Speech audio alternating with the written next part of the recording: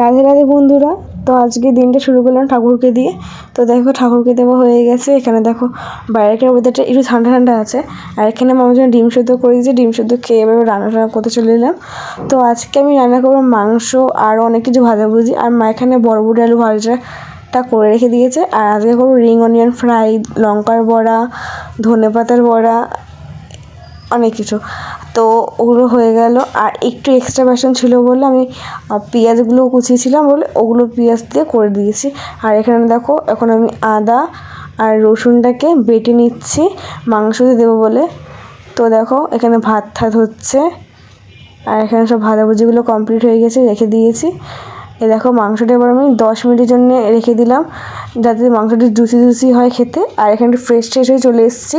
তো দেখো মাংসটা আমার কমপ্লিট হয়ে গেছে। আর এখানে ডাল বসিয়ে দিয়েছি, কারণ ভাজাভুজিগুলো শুধু শুধু খাওয়া যাবে না, ওর জন্য।